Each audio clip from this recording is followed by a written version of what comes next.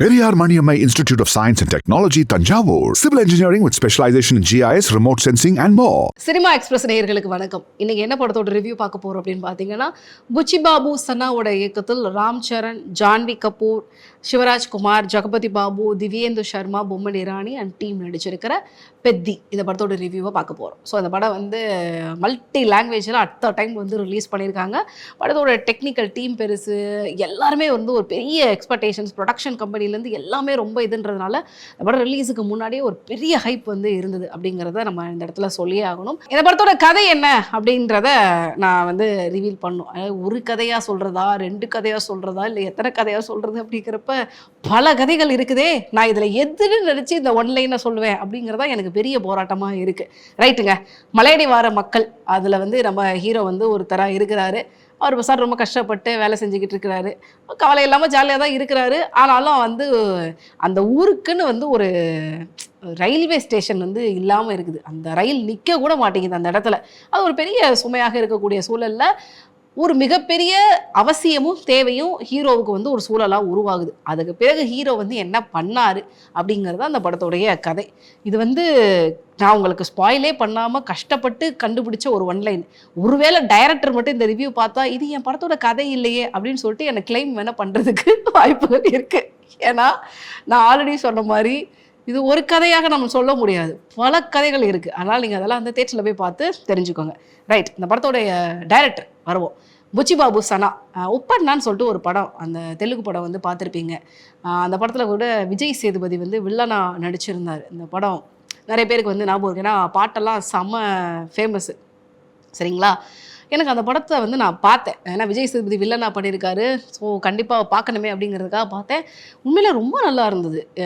நிறைய இடங்களில் வந்து எந்த விதமான ஏமாற்றமும் இல்லாமல் நான் அந்த படத்தை வந்து பார்த்தேன். ஈவன் தோ ஒரு மாசாக இருக்கக்கூடிய ஒரு வில்லனை வந்து எந்த இடத்துலையுமே வந்து கலங்கப்படுத்தாமல், கேவலப்படுத்தாமல் ஒரு படத்தை வந்து ஒரு டைரக்டர் வந்து கொடுக்க முடியும் அப்படிங்கிறதுக்கும் இந்த படம் வந்து ஒரு பெரிய இதுவாக எனக்கு தெரிஞ்சது. உப்பண்ணா சொல்கிறேன். ரைட், ஸோ அப்படிப்பட்ட டைரக்டர் வந்து இத்தனை வருஷம் கழிச்சு ஒரு பெரிய ஹீரோ, ஒரு பெரிய செட்டப்பை வச்சு ஒரு படம் எடுத்திருக்காரு. அப்படிங்கிறப்ப கதையை ஸ்க்ரீன் பிளேவாக அவர் எடுத்துகிட்டு போன விதத்தில் வந்து பார்த்தீங்கன்னா நிறைய குழப்பங்களை வந்து சந்திச்சிருக்காரு. ஏன்னா டக்குன்னு பார்த்தா வந்து ஹீரோ வந்து கிரிக்கெட் விளையாடுறாரு, டக்குன்னு பார்த்தா களம் மாறுது, செகண்ட் ஹாஃபில் குஸ்தி வர்றாரு, டக்குன்னு பார்த்தா குஸ்தி ஆடி முடிச்சு அடுத்து இன்னொரு விஷயத்துக்கு போக வேண்டிய நிர்பந்தம் வந்து அவருக்கு ஏற்படுது. ஸோ எல்லாத்தையும் உள்ளே கொண்டு வந்து மாசாக ஒரு ஆடியன்ஸுக்கு வந்து ஒரு விஷயமா கொடுக்கணும்னு நினச்சிட்டாரா, இல்லை ராம் சரண் கிடைச்சிட்டாரு அப்படிங்கிறதுக்காக அவரை வச்சு நம்ம இது எல்லாத்தையும் எக்ஸிக்யூட் பண்ணி ஒரு விஷயத்தை பண்ணிடணும் அப்படின்னு நினச்சிட்டாரா அப்படிங்கிறதா எனக்கு ஒரு பெரிய கேள்வியாக இருக்குது. ஏன்னா ஹீரோ ராம் சரணை பொறுத்த வரைக்கும் தன்னை வந்து எந்த அளவுக்கு வருத்திக்கக்கூடிய ஹீரோக்கள் வரிசையில் அவரும் ஒருத்தர். ஒவ்வொரு படத்துக்கு வந்து அவர் கொடுக்கக்கூடிய உழைப்பை வந்து நம்ம படங்கள் வைஸ் வந்து பார்த்துக்கிட்டு தான் இருக்கும். இந்த படத்துக்கு கூட வந்து பார்த்தீங்கன்னா ஒரு கிரிக்கெட் பிளேயராக வந்து அவர் கொடுத்த எனர்ஜியும் சரி, ஒரு குஸ்திக்கு வந்து ஒரு பிளேயராக வந்து அவர் கொடுத்த எனர்ஜியும் சரி, ஃபைனலாக வந்து ஒரு எல்லாமே பண்ணியிருக்காரு. அந்த குஸ்தி அந்த ஃபுல் எபிசோட்ஸ் வந்து பார்த்தீங்கன்னா அவ்வளோ உழைப்பு, அவ்வளோ மெனக்கடல், அவ்வளோ விஷயங்கள் பண்ணியிருக்காரு. ஸோ ஒருவேளை வந்து எல்லாமே சேர்ந்து ஒரு வகையான ப்ரெஷராக வந்து டைரக்டருக்கு வந்துடுச்சா அப்படிங்கிற ஒரு கேள்வி வந்து எனக்கு இருந்துக்கிட்டே இருந்தது. மேபி அது கூட வந்து ஸ்க்ரீன் பிளேயில் ரெஃப்ளெக்ட் ஆகிருக்கு அப்படிங்கிறத இந்த இடத்துல நான் மென்ஷன் பண்ணணும்னு நினைக்கிறேன். So coming to casting, Ram Charan நிச்சயமாக வந்து ஒவ்வொரு படத்துலையும் வந்து கேரக்டருக்கு ஏற்ற மாதிரி நிறைய விஷயங்களை வந்து பண்ணக்கூடிய ஹீரோக்களில் அவரும் வந்து முக்கியமான ஒருத்தர். இந்த படத்திற்காக மிக கடினமான உழைப்பை கொட்டி கொடுத்துருக்கிறாரு. ஒவ்வொரு ஃப்ரேம்லையும் வந்து தன்னை முழுசாக வந்து இது பண்ணுறதுக்கான எல்லா சிரமத்தையும் தாங்கிட்டு பர்ஃபார்மன்ஸ் வந்து பண்ணியிருக்காரு. ஆனால் அது எல்லாமே வந்து அதுக்கான கிரெடிட்டாக அவருக்கு ரிட்டர்ன் கிடச்சிருக்கா அப்படின்றது நான் கடைசியில் சொல்கிறேன். பட் ரொம்ப கடினமான உழைப்பு, அதை வந்து இந்த இடத்துல நான் மென்ஷன் பண்ணியே ஆகணும். ரொம்ப சில ஹீரோக்கள் தாங்க இதெல்லாம் பண்ணுவாங்க. அதெல்லாம் வந்து பண்ணிக்கலாமே, சிஜி பண்ணிக்கலாமே, இதெல்லாம் எதுக்கு நான் பண்ணணும் அப்படின்னு நினைக்காம நிறைய இடத்துல வந்து அவர் எல்லாத்தையும் வந்து இறங்கி செஞ்சது எல்லா ஃப்ரேம்லேயும் தெரியுது. ஸோ நிச்சயமாக ராம் சரண் வந்து அவருடைய தி பெஸ்ட்டை தான் இந்த படத்துக்காக கொடுத்துருக்காரு. அதர் கேரக்டர்ஸ், முக்கியமாக வந்து படத்தோட ஹீரோயின் ஜான்வி கபூர், எனக்கு இந்த பொண்ணை வந்து இண்டஸ்ட்ரியில் ஏன் இப்படி வந்து யூஸ் பண்ணுறாங்க அப்படிங்கிறதுல ஒரு மிகப்பெரிய ஒரு கேள்வி இருக்குது. ஒரு கிளாம்டாலா மட்டும்தான் வந்து ஒரு ஹீரோயினை எக்ஸ்போஸ் பண்ணணுமா?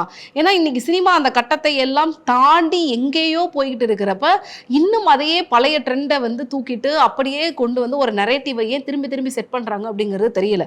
யூஸ்வலாக ஜான்வி கபூர் நடிக்கக்கூடிய பல படங்கள், அவங்க ஒரு, நான் ஓவரால் எல்லாத்தையும் சொல்லலை, 80% அவங்க தேர்ந்தெடுக்கக்கூடிய படங்கள்ல அவங்கள கிளாம்டால மட்டும்தான் எக்ஸ்போஸ் பண்ணிக்கிட்டே இருக்காங்க. ஸோ ஏன் இந்த படத்தை வந்து சூஸ் பண்ணாங்க, அவங்க ஏன் ஒத்துக்கிட்டாங்க அப்படிங்கிறதுக்கு எனக்கு பெருசா வந்து காரணங்கள் வந்து எங்கேயுமே இது பண்ணல. அவங்களுக்கு அப்படி என்ன கேரக்டர் இருக்கு, என்ன பர்ஃபார்மன்ஸ் பண்றதுக்கு இருக்கு, என்ன இருக்கு அப்படிங்கிறதுல ஒரு மிகப்பெரிய கேள்வியும் இருக்கு. ஸோ அதுல ஒரு டிசப்பாயின்மெண்ட்டும் வந்து எனக்கு இருக்கு. ஒன் அண்ட் ஒன்லி கிளாம்டால மட்டும்தான் வந்து ஜான்வி கபூர் இந்த படத்துல வந்து எக்ஸ்போஸ் பண்ணியிருக்காங்க. மற்ற மற்ற எதற்கும் வந்து இந்த படத்துல வந்து சொல்றதுக்கு இடமில்லை அப்படிங்கிறதே நான் அந்த இடத்துல சொல்லிடுறேன். அதர் காஸ்டிங்கை பொறுத்த வரைக்கும் கதையை நகர்த்திட்டு போகிற பொம்மன் இராணி. இப்போ சினிமாவிற்கு பொதுவாகவே, நான் தமிழ் சினிமான்னு சொல்ல வரல, பொதுவாகவே சினிமாவுக்கு வந்து ஒரு மிகப்பெரிய விஷயம் வந்து மனசில் பிடிச்சி உறுத்திக்கிட்டு இருக்குன்னு நினைக்கிறேன். கேஜிஎஃப் படம் வந்தது. அதில் வந்து ஒரு கதையை வந்து சொல்லிட்டு போவாங்க. ஒருத்தர் வந்து கதை சொல்லுவார். ஒரு ரிப்போர்ட்டர் மாளவிகா அவினாஷ் உட்காந்து அந்த கதையை வந்து கேட்பாங்க. ஒரு படம் ஒரு ஸ்டைல் ஒரு இதுக்கு தான் செட் ஆகும்.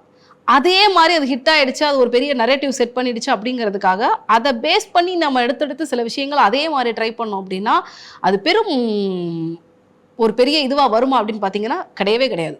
அப்படி இண்டஸ்ட்ரியில் ஈவன் தோ கன்னடா இண்டஸ்ட்ரியே அதே மாதிரி முயற்சியை எடுத்துட்டு தோத்தும் போயிருக்காங்க.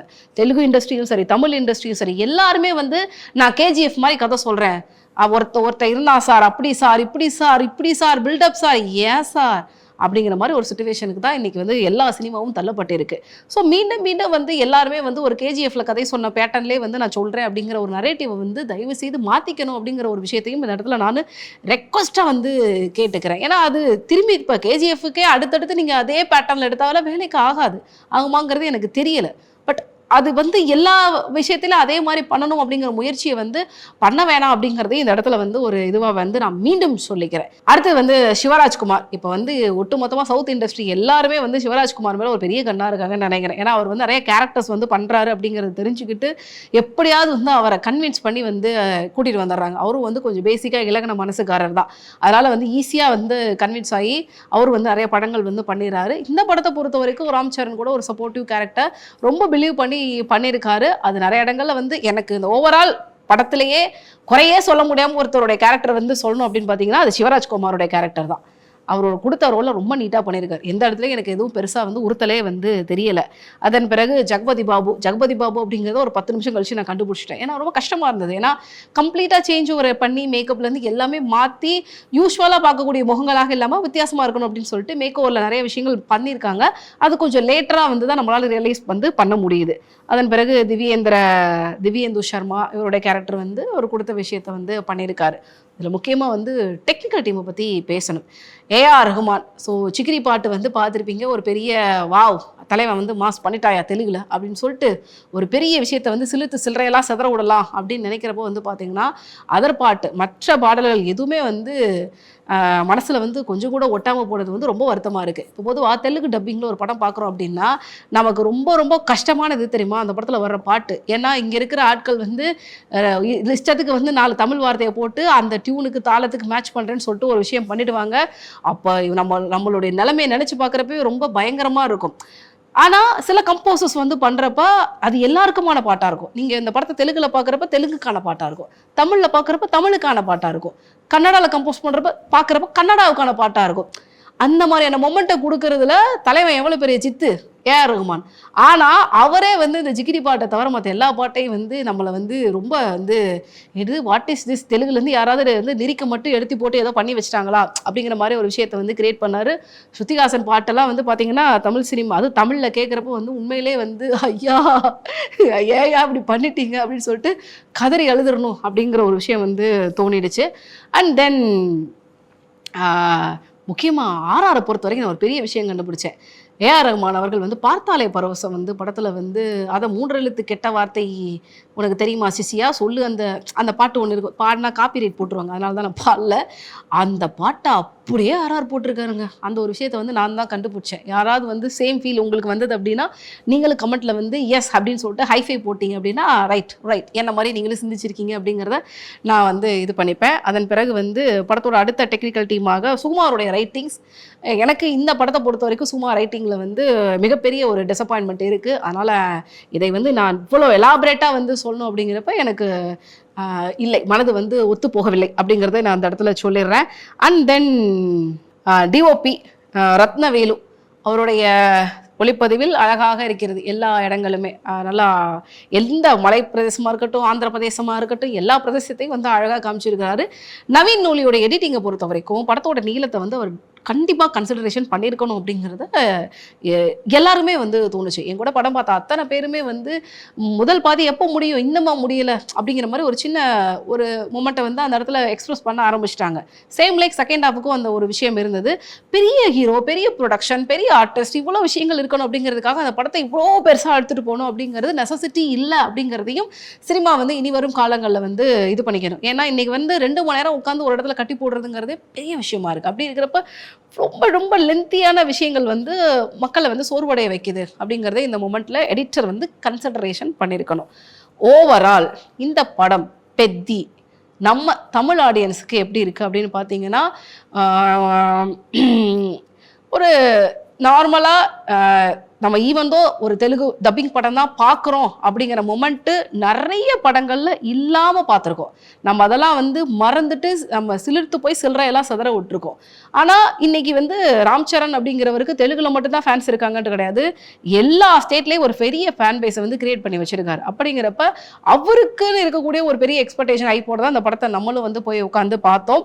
பட் டோட்டலாக வந்து அதற்கான ஒரு எக்ஸ்பெக்டேஷன்ஸை வந்து மீட் பண்ணியிருக்கா அப்படின்னு பார்க்குறப்ப நோ அப்படிங்கிற ஒரு இடம் வந்து இந்த இடத்துல நான் சொல்லணும்னு நினைக்கிறேன். இப்போ இது வந்து ரொம்ப இந்த ரிவ்யூவோ இல்லை வந்து வேணும்னே அடிக்கணும்னு நினைக்கிற ரிவ்யூவோ இல்லை ஒரு நெகட்டிவான விஷயமோ அப்படிலாம் கிடையாது. அந்த எக்ஸ்பெக்டேஷன்ஸை மீட் பண்ணியிருக்கா அப்படிங்கிற கேள்விக்கு பதில் நோ. பட் அஸ் அ ஃபிலிமாக நான் வந்து இந்த மாதிரியான வகையான படங்களை நான் வந்து பார்ப்பேன். கமர்ஷியலாகவும் கொஞ்சம் எமோஷ்னலாகவும் இந்த மாதிரி எடுக்கக்கூடிய படங்கள் வந்து எனக்கு ஓகே, எனக்கு இதெல்லாம் பார்த்துக்கூடிய விஷயத்தில் நான் வந்து இதெல்லாம் நான் ஒரு எக்ஸ்பர்ட் அப்படிங்கிறப்ப இந்த படம் உங்களை எந்த இடத்துலையுமே போர் அடிக்காது. ஏன்னா நல்லா போயிட்டே இருக்கும். காமெடி போர்ஷன் வந்து சுத்தமாக கிடையாது. ஆனால் அதை தாண்டி நிறைய சென்டிமெண்ட்டு, நிறைய ட்விஸ்ட்டு, நிறைய ட்ராவலு அப்படின்னா இங்கே அங்கேன்னு சொல்லிட்டு இந்த மாதிரியான மூமெண்ட்லாம் நிறைய இருக்குது. ஸோ இந்த படம் பார்க்கக்கூடிய வகையறா அப்படிங்கிறப்ப அவங்களுக்கு இந்த படம் வந்து எங்கேயுமே டிசப்பாயிண்ட் பண்ணாது.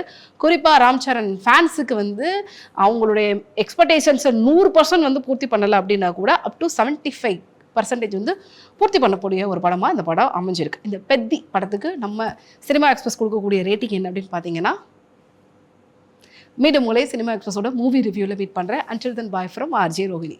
Bye-bye. Periyar Maniammai Institute of Science and Technology, Tanjavur. Civil engineering with specialization in GIS, remote sensing and more.